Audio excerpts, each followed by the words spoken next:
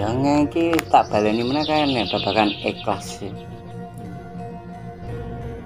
Ikhlas ki mau nak metu mrape wong-wong sing umum. Ikhlas iso diibaratke wong bebuang. Nek tak bantah meneh, nak bebuang, wong barang reget sing ning jero wetengmu, nak ora kok tokke dari penyakit, ning kok tokke kok kowe nganggep ikhlas. Kan ora pas nih. Nggih mboten? Nggih ta? Mukane kula tanglet kare pandut. Nak kowe duwe nang omahmu ana wong pira aku? Ana wong loro. Nak kowe duwe goreng mujair 6. Lek ana wong njaluk, wong ngeleh sak piturute. Ikhlasmu pira? Kan ngoten. Nah, sing diunekke ikhlas iki ngene.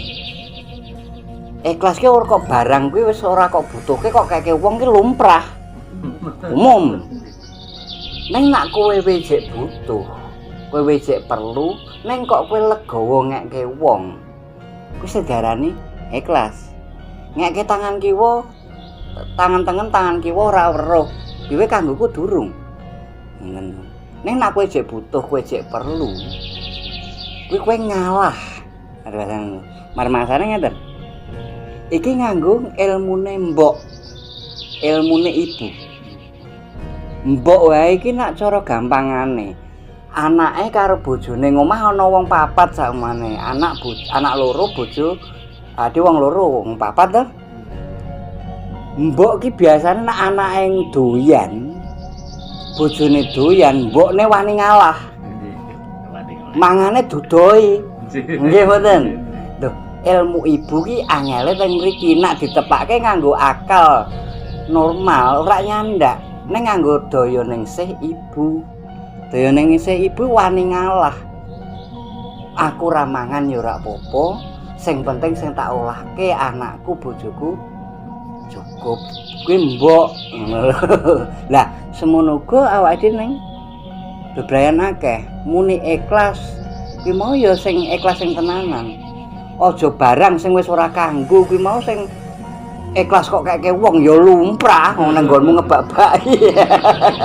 Neng kowe jek butuh, kowe jek perlu, kowe jek seneng, neng kok ana wong butuh kowe legawa ngeke. Nah sakute lho sing diarani ikhlas sing tenanan teng mriku niku. Lho, masalah kuwi sakniki nalurine naluri mbok. Ngono lho. Lah, kamangka sing disinaoni awake dhewe iki mau kan ngelmu ibu. Orang ngelmu bapak, ngelmu ibu. Anak bapak ngono paribasane nguyuh iso sak nggon-nggon. Nek ibu lek ya ora iso gendong gembol gendong arep mlayu piye.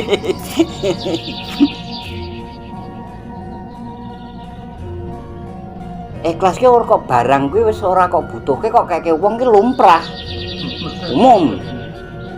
Neng nak kowe jek butuh, kowe jek perlu, neng kok kowe legowo ngekke wong. Ku segarani ikhlas. Ngekke tangan kiwa, tangan tengen tangan kiwa ora weruh. Kuwi kanggoku durung. Neng nak kowe jek butuh, kowe jek perlu. Kuwi kowe ngalah. Marmasane ngeten. Iki nganggo ilmune mbok, ilmune ibu. Mbok wae iki nak cara gampangane. Anake karo bojone ngomah ana wong papat sakmane. Anak loro bojo, ade wong loro, wong papat to. Mbok ki biasane nak anake doyan, bojone doyan, mbokne wani ngalah. Mangane dudoi. Nggih mboten. Ilmu ibu ki angele teng mriki nak ditepake nganggo akal normal ora nyandak ning nganggo daya ningsih ibu. Daya ningsih ibu wani ngalah. Aku ra mangan ya ora apa-apa, sing penting sing tak olahke anakku bojoku cukup. Kuwi mbok. Lah semono uga awake dhewe ning bebrayan akeh muni ikhlas. Kuwi mau ya sing ikhlas sing tenanan. Aja barang sing wis ora kanggo kuwi mau sing ikhlas kok keke wong ya lumrah wong nang nggonmu ngebak-baki. Neng kowe jek butuh, kowe jek perlu, kowe jek seneng, neng kok ana wong butuh kowe legowo ngeke. Nah sabute lha kuwi sing diarani ikhlas sing tenanan teng mriku niku.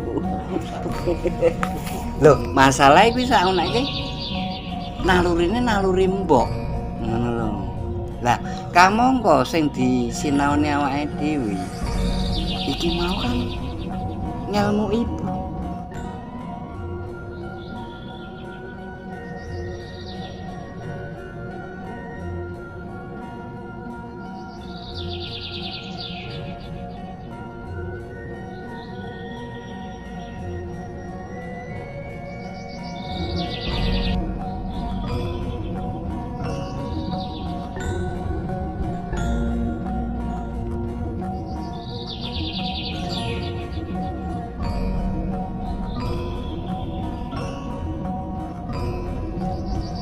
Anakku bertanya padaku, memberi dengan ikhlas itu seperti apa, Pak?